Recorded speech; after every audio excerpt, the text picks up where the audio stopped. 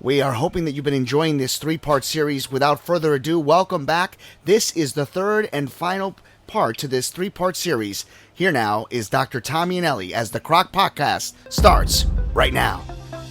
10, 9, 8, 7, 6, 5, 4, 3, 2,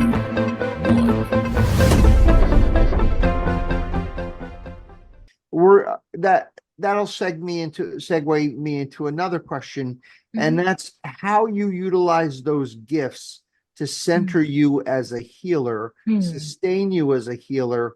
We spoke about this briefly the other night when we talked about the moments, the dark moments of a healer and a physician, the moments when we have self-doubt, the moments when we feel that we failed the patient, the moments that we have to acknowledge that we've actually harmed the patient, the moments that we have to recognize that we are human and we have our own needs and how to adjust ourselves and make a balance for ourselves, yet still not abandon our patients. How you take the gifts that you were given and that spiritual light that's within you, that beacon, and how that sustains you as a healer, and how you can make recommendations to other doctors, how we can maybe get a lesson in how we could survive through your methods. That is a very profound question. Very profound, very profound. And I don't know if there is a specific formula and the reason I say that is because we're all equipped with different experiences. We're all equipped with different gifts. And so there is no equation that can lead us to an outcome that is suited for you that would work for me, and vice versa. Do you see my point? But there are certain elements, I would say, that are common to us all. And you mentioned that feeling of doubt and the darkness and being able to balance everything, especially with the demand, because we are all human, right? And so we ourselves, as I always say, we have our life challenges, which is why it is so just amazing that our patients are able to go through life with their challenges and then undergo treatment for cancer and still, they're the heroes, actually. I should just say that. If I forgot to say that, they are definitely the heroes, and they need to be told that every single day, because I think many times they're not seeing themselves. I always say, we don't see ourselves. That's why we need a mirror, right? And so we're their mirror, and we need to really need to champion that every single time we see our patients. We do, because they need to know and carry that with them, so that the next adversity they face, they know that I have something that's been given onto me from this experience, and it's not just adversity. I have literally extracted all the lessons that I need to learn. And I've also learned something about me along the way, after they sit with themselves and realize that I have this courage that I never knew I had before. And so I cannot just feel pain and leave this experience with pain, but there has to be some gain. And this has to be now channeled and applied to my next journey. This sojourn leads to another journey that I can face now, with the knowledge that I have the strength to face it. And even if there are obstacles, I have the experience knowing that I've climbed that mountain, and when I'm at the next mountain, I have some fuel, some ATP, something to say, an emotional ATP, spiritual ATP, to say something, to say, listen, I can do this because I did that, and he guided me through it all. But that's not the question you asked, but I'm sorry about that. But I just needed to say that. No, I'm glad you did. That's a great preface. Yeah, no, it's beautiful. Keep going. Yes. So uh, the balance, because we're human beings as well. And because, Dr. E, if we do what we do the way that we should, then there is going to be an emotional toll because we're giving all, because we don't know another way. And I don't want to know another way. It's the only way. But then there is, there is the drain that happens when we give all, and I keep saying fuel because that's really what it is. The engine, needs to be oiled. So how do we do that? Well, we do that with, at least I can tell you what I do. When I'm at that point,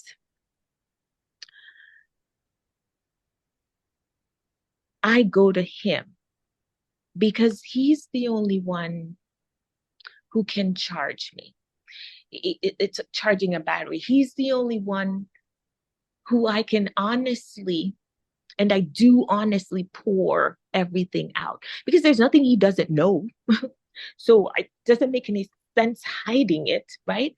I pour it all out, and I'm very honest, even about, even if there's something that's not working, and I literally say, I don't have it. I don't have the energy. Today, God, there's so many things that happened. God, and I don't know what to do.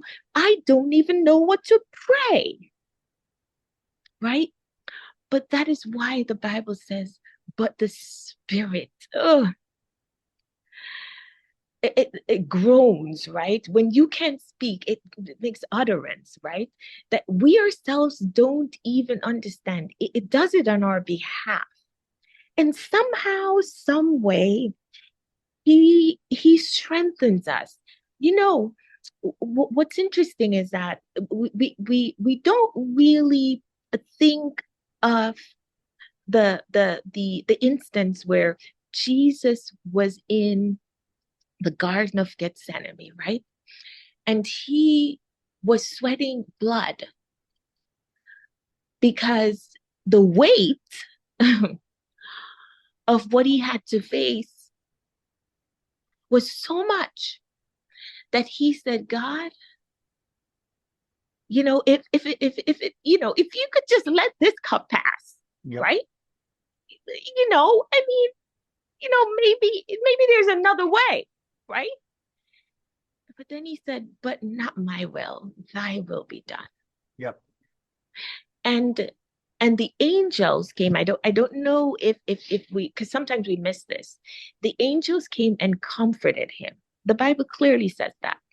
So there is, when we come to him, the same way I encourage my patients to present themselves to him in that manner. And when I honestly speak to my patients about the intersection of the divine, right, and my life and theirs, that's the intersection where we all meet. We all meet there with him. He's the only one, right? That's when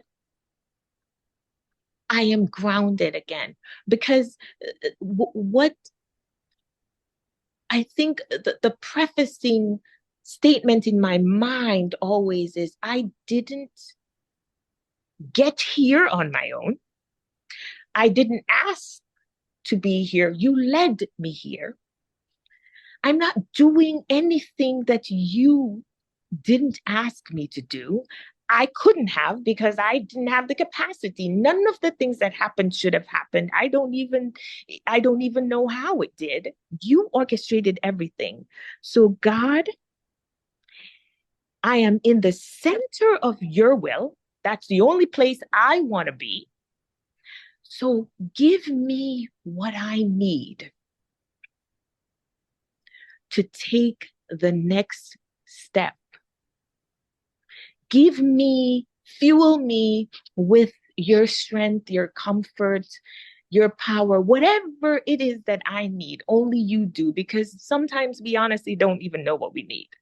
You're Oh, at the sure. point where Yeah. you just don't even know what you need. You can't name it. There's no name for it. You're just spent, Yeah. right? And but knowing, as you do, Dr. E, that this is really this, you've been doing this for years, and this is something you've dedicated your life to, just giving off yourself.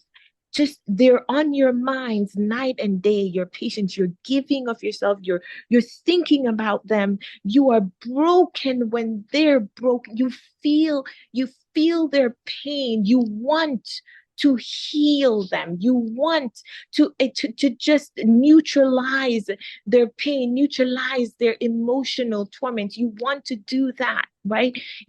So you know exactly how that feels, right? And so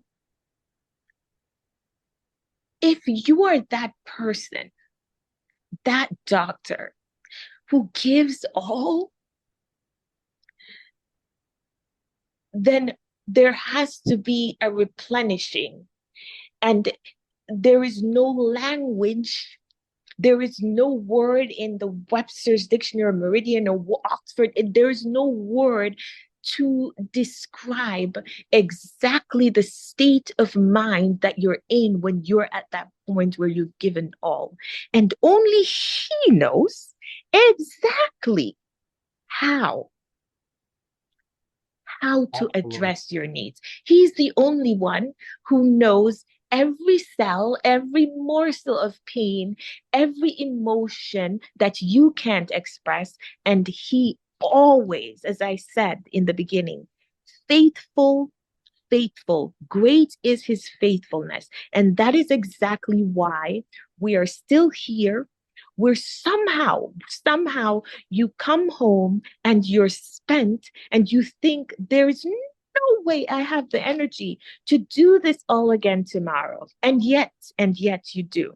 And even if you feel, even when you enter the building, you think you cannot, somehow, because it's a calling, because it's his purpose, because it's exactly where you're supposed to be, when you're supposed to be there doing exactly what you're supposed to do, when you enter that room, you are somehow pumped with some intravenous spiritual energy.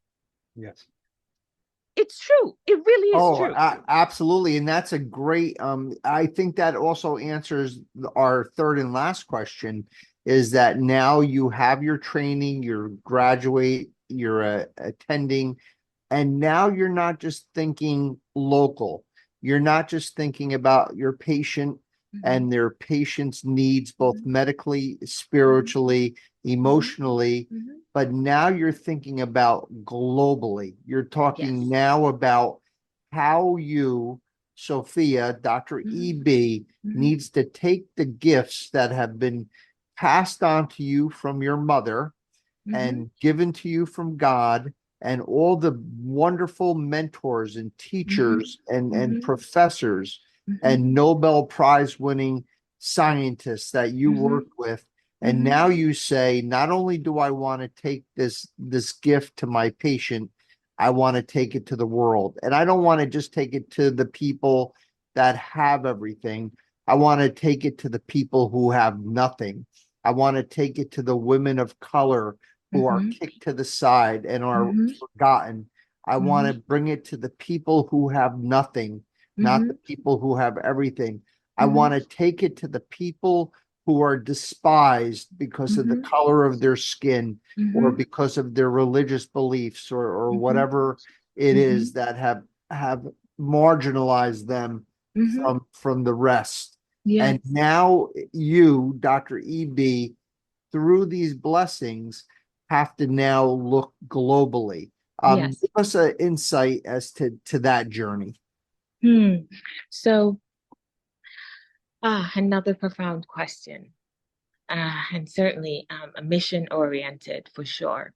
And so, I don't know if you're aware of this, but I was actually given the opportunity to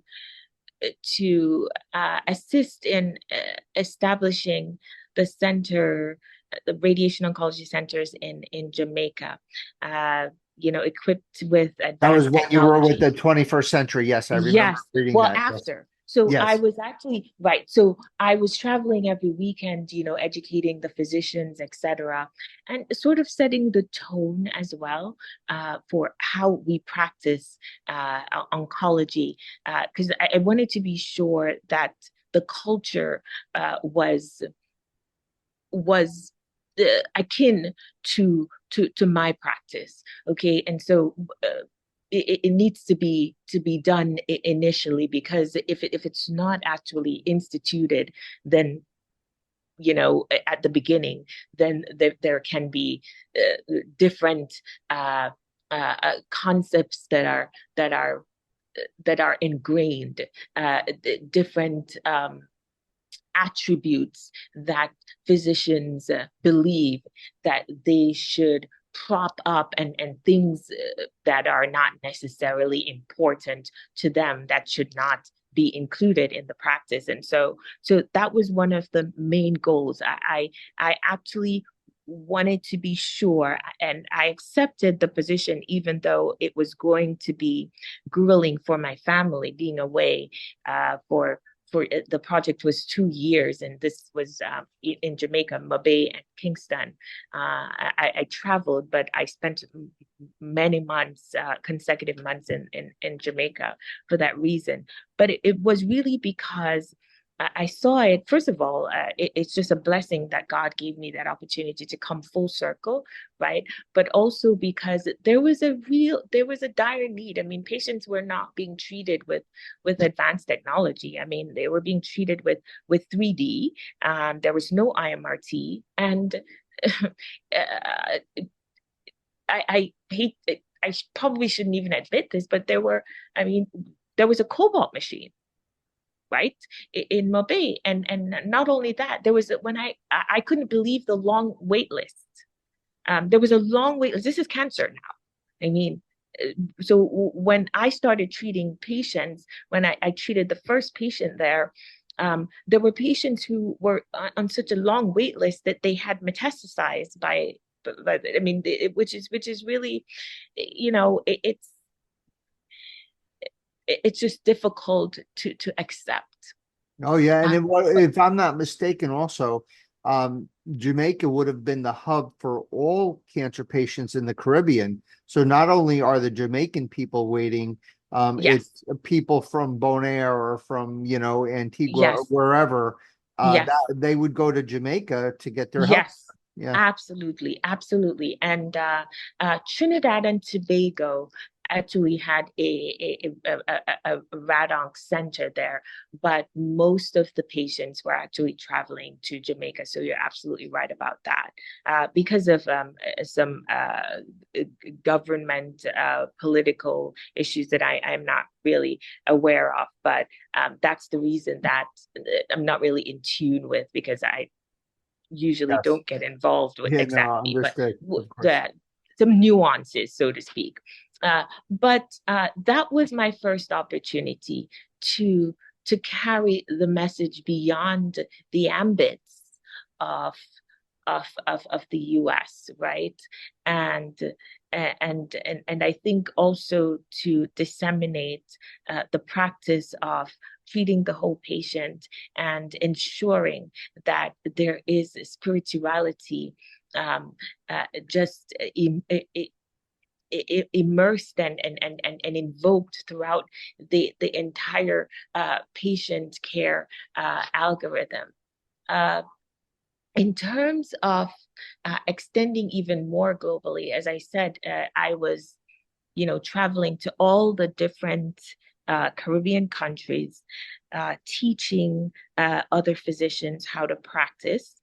And at a certain point, there was a sole demand to then use another avenue, so to speak, to spread the word, the what I call the gospel or the ministry of medicine, right? The gospel is really good news, right? So the gospel of medicine, right? Or the ministry of medicine. And I did that with, as you mentioned, podcasts, disseminating this information, as well as the book that I wrote. I wrote that book because there was a demand on my soul, from the soul of not just my patients, but also other physicians or healthcare professionals who I think would benefit from not only knowing that there is a path that can be taken if you have this burning desire to not just practice medicine, but do more for your patients. And it was very interesting because as we've been stating throughout this entire our entire really gripping conversation, it's just amazing the way that we've been really flowing with this discussion, and your questions have been so probing and profound. But I must say, another way that God has has orchestrated the path is my introduction to you, Tom, through Talea, navigating cancer. I mean, it's so amazing. And then, of course, you introduced me to Frank Imperato, Dr. Frank. I call him Frank now, obviously. And then, of course, Mike Chop. I say this to then say a CMDA is also an avenue that I am exploring, and that I'm definitely infiltrating. That's Beautiful. Oh yeah, no, there are no coincidences, as yeah, Angel would yeah, say. And yeah. God bless you, my dear friend. What a blessing you are. What a Thank blessing you. you are. Angel Thank you. Santana, I know you have a lot to say, and I know you've been holding your tongue, and I am very grateful for that. Please take it from here, my friend. Well, first and foremost, I want to thank you for being on today. Um, you know, I've heard a lot of things in this time we spent together, but three things stuck out for me. First is you remind me of a very famous quote by Martin Luther King Jr., and that is that faith is taking the first step even when you don't see the whole staircase. Mm, I mm, find that your story mm, and what God has put into your life and what he has created with your faith, with the Holy Spirit, with the guidance and wisdom that you have been given. As we all know, we are the fruit of the Spirit, and mhm, we have the branches that have been made for us by our gardener himself. mhm, I can only say this: only faith in God and trust in him give us the strength to endure and obtain victory. yes. That comes right from this story. And I will Mm, leave you with one of my favorite verses, First Peter 4, verse 10. And it says that everyone has a gift. Everyone has been given a gift, and mhm, that includes you. mhm, As each has received a gift, use it to serve one another as mhm, good stewards of God's varied grace. What we mm, heard today, everyone at Croc Nation, we have seen the humbleness, we have seen faith, we have seen grace, we have seen the work of God, and we are seeing what path he has given Dr. Sophia, the path to righteousness. And mm. I'll add to that. Thank Also, you. Sophia, he has given you the courage to stand up and say things that unfortunately in this day and age are very unpopular. To Mm, say that you are a vessel of the Lord, to say that you would like to share your faith with the patient, mm, to mm, break down that wall mm, between the healer and the healed, mm, to be the person that you have become, to have that passion, to have that force within you, despite I can't even, we could have 50 podcasts on the adversity that you've had to overcome just to achieve what you've achieved. And I'd like to end today's series of podcasts by having a talk with our survivor thrivers.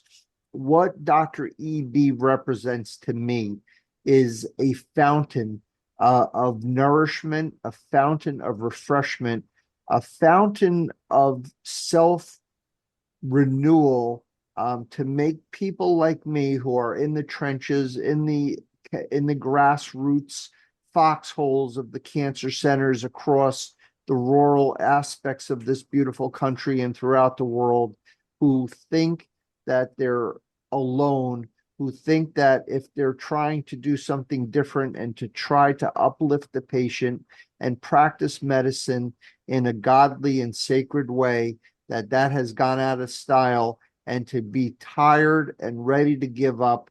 It's people like Sophia, like Dr. EB, who replenish us and refresh us.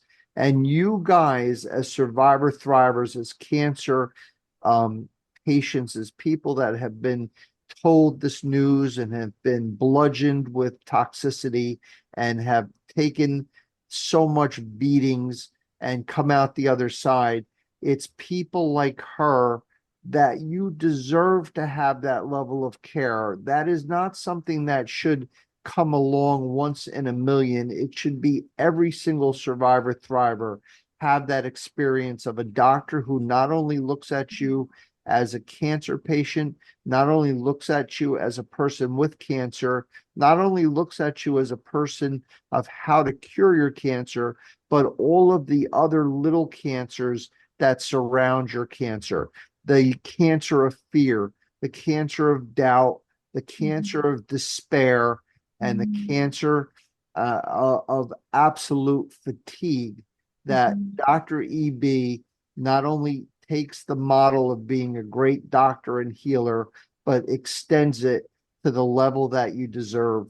And I will end this podcast with my usual blessing, but I also want to add a blessing and say that I hope and wish and pray that every single one of you has a doctor like Dr. Sophia EB. Ending our podcast, Angel, as we always do, wishing our cancer survivor thrivers a long, healthy, happy, and cancer-free life. Dr. Sophia, thank you. God bless you for being here. And we wish you all peace, love, and comfort. Good night. Thank you. Thank you for having me. Thank you so much. God bless you too. God bless you both. Thank you.